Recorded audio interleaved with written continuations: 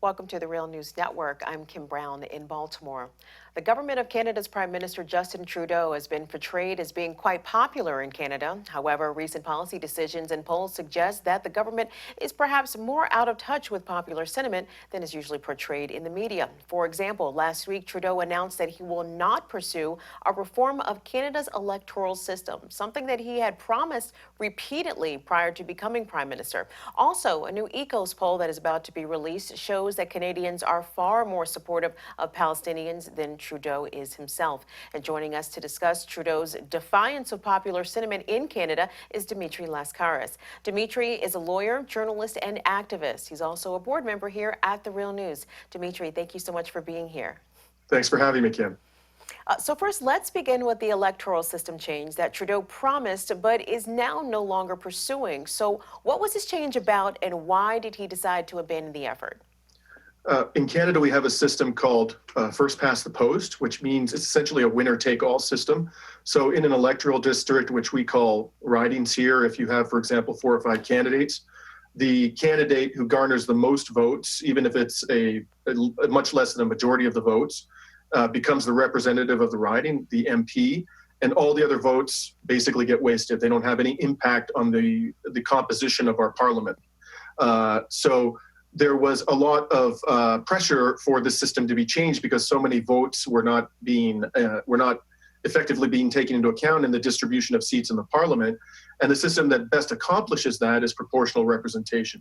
Now, sensing that there was this strong public sentiment for this change to a fairer electoral system, in the 2015 election, which brought Justin Trudeau to power, he said very clearly and repeatedly that this was going to be the last election that we conducted under the first past the post system, and he would see to it that before the next election, we would have a system that, quote, makes every vote count. Those were his words, and to this day, you can see that promise in the Liberal Party electoral platform. However, after spending millions of dollars, what he did was he came to power. He put together a committee to study what kind of system should be put in place to replace the old system. The experts, millions of dollars were spent, months of work was put into it. Numerous experts were consulted on electoral reform. Overwhelmingly, their testimony was that proportional representation, which is used widely across the world in many Western democracies, including in many Western democracies, that was the best system, the fairest system. He heard from hundreds of thousands of Canadians on this issue.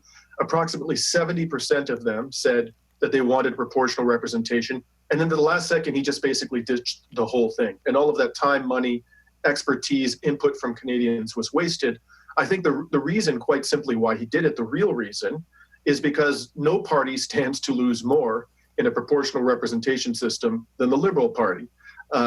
Effectively, what would happen is that seats would get redistributed from the Liberal Party to smaller parties like the Green Party and the NDP, and the Liberal Party would no longer be able to command a majority, which it currently has, with less than 40% of the popular vote, a system that has prevailed over and over again in Canadian elections.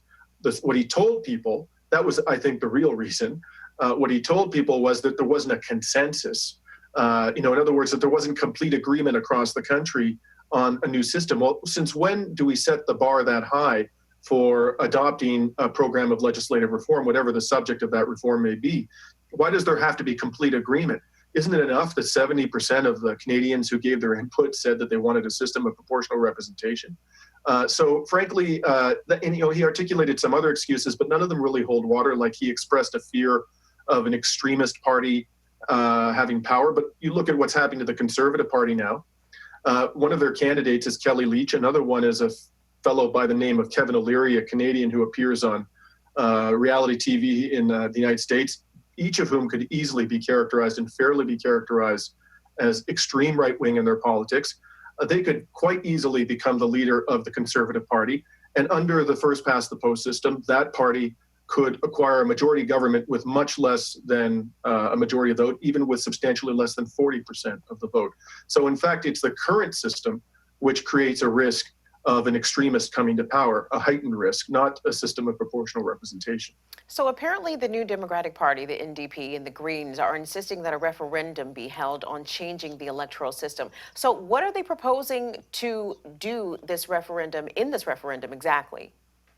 Well, I think that first of all, people would, you could approach this referendum in any number of ways. You could simply ask people, do they want to change the electoral system, yes or no? You could ask people, you could give people a series of options. You could say, do you want to first past the post? It's option 2. Do you want proportional representation? Option 3. Do you want another system, for example, one that is known as ranked ballot? And you could allow them to choose from a menu of options. There's a number of ways in which you could approach the referendum. Another way to do it is to adopt a system provisionally for one election, and give the country the experience of operating under that new system, and then conduct a referendum on whether they like that system. And I believe that this was tried in another jurisdiction, it might have been New Zealand. So, there are a lot of ways you can slice and dice a referendum. The advantage of it, of course, is you get direct input from the populace about what they want to do with the electoral system. But Justin Trudeau wants nothing to do with a referendum. He says that he's concerned that it's going to be divisive, and that at this time, we don't need to have a divisive debate about this. But in fact, what he has done, which is to completely abandon the promise that he clearly made in the election to make this the last election under first past the post, is itself divisive, and has created a great deal of antipathy. And a lot of people feel betrayed because they voted for the Liberal Party precisely for that reason. They thought that this was going to get them a new and fairer electoral system.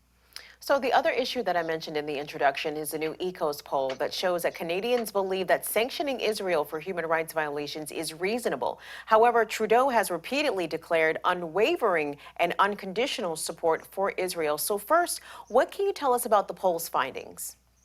Well, the poll was conducted by ECOS Research Associates. Its results have been published in 2 parts. The first part, I discussed it on the Real News a couple of weeks ago. Its principal finding was that far more Canadians view the Israeli government negatively than view it positively. And the vast majority, in excess of 90%, said that they do not believe that criticizing Israeli government policies is necessarily anti-Semitic. It's often claimed in this country that criticizing Israel is anti-Semitic, and clearly that's not a view shared by the Canadian people. The second part looked at the question of how the government should deal with Israel's persistent, decades-long human rights abuses, and asked people, first of all, if they thought that the government sanctioning Israel was a reasonable measure to ensure its compliance with international law. 66% of Canadians said yes. Remarkably, 75% of the supporters of Justin Trudeau's own party also said yes. We also asked Canadians what they think about the boycott movement, the Palestinian call for a boycott, and whether that was a reasonable measure to ensure compliance with international law. The numbers there were even more striking. 78% of Canadians said they thought it was a reasonable measure, and 88% of the supporters of Justin Trudeau's own party said that they thought that that would be reasonable. Now, Justin Trudeau is radically at odds with not only Canadian opinion, but with the opinion of the people who support his own party. In the time that he's been in power, which is less than 18 months, his government has voted against something in excess of 20 resolutions that were either critical of the Israeli government or supportive of Palestinian rights at the United Nations. It has not voted in favor of one such resolution. On each occasion, the resolution in question passed with an overwhelming level of international support. In addition, the Trudeau government was refusing, up until very recently, to criticize Israel's adoption of a settlement regulation law, which effectively purports to legalize its settlements that are a clear violation of international law. And only when forced did it issue a statement very quietly in which the government of Canada said that this law, which is really an affront to the Palestinian people's human rights and to the will of the international community, was unhelpful. That's all that the Trudeau government could bring itself to say, that it was unhelpful. You couldn't really imagine a more dramatic contrast between public opinion on this issue and government policy. Justin Trudeau has talked repeatedly about having social license to pursue his agenda and how important it is to have social license. Well, when it comes to electoral reform and when it comes to Palestinian rights, just 2 issues of others we could talk about, he has no social license whatsoever to pursue his agenda, and that doesn't seem to be deterring him at all. So why is Trudeau ignoring popular opinion on this issue too, and what does he have to gain from this unwavering support for Israel? Well, I think he's ignoring it because he can. We have one problem that we have is an electoral system that really doesn't allow the populace's will to be reflected in the distribution of votes in Parliament. So the two issues are kind of linked. We need to have a system, an electoral system, which better reflects the popular will if we want to see government policy better reflect the popular will. The other is we have a media in this country that aren't telling people just how bad our government's policies are with respect to such things as climate change or Palestinian rights. The corporate media do a terrible job of reporting on that. There's been almost no coverage at all of Canada's voting record under the Trudeau government at the United Nations. And in terms of what he stands to gain from it, well, frankly, I think that's a question that's impossible to answer. There really is no apparent benefit to the government of Canada, to any political party, given these poll numbers, of pursuing this agenda, particularly with respect to Palestinian rights. In fact, one would think, looking at the poll numbers, that parties would be of the view that they stand to gain voter support by being more vigorous in their defense of Palestinian rights. What is driving Justin Trudeau to pursue this extraordinarily pro-Netanyahu agenda? That's I can't read the man's mind. Perhaps it's some level of Christian Zionism. Perhaps it's a fear, a paralyzing fear of being stigmatized as an anti-Semite by the Zionist lobby. I don't know. All I know is that it's utterly irrational. It's not in the self-interest of any party to be so deferential to the Israeli government, and it certainly isn't the right thing to do. Oh, well, another related issue is that boycotts of Israel for its human rights violations is increasingly being portrayed as anti-Semitic, including with Canada's parliament. Last year, the parliament voted to condemn individuals and groups that supported boycotts of Israel. So what does popular opinion say about this, Dimitri? Well, remarkably, given that the vast majority of the members of parliament, all of whom were liberals and conservatives, voted in favor of that motion, a majority of Canadians actually opposed that motion. 53% said they are against it. 21% said they are neither for it nor against it. And only 26% said they supported it. 55% of the supporters of Justin Trudeau's own party said they opposed the motion, and only 20% said that they supported it.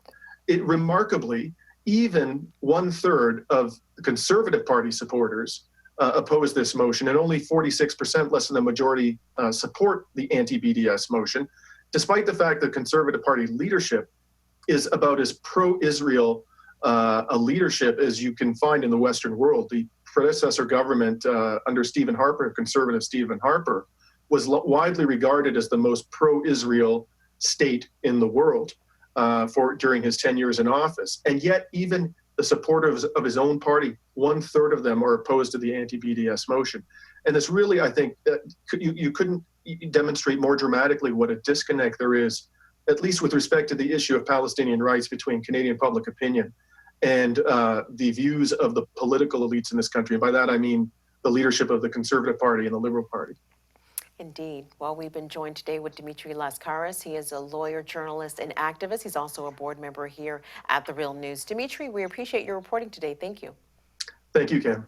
And thank you for watching The Real News Network.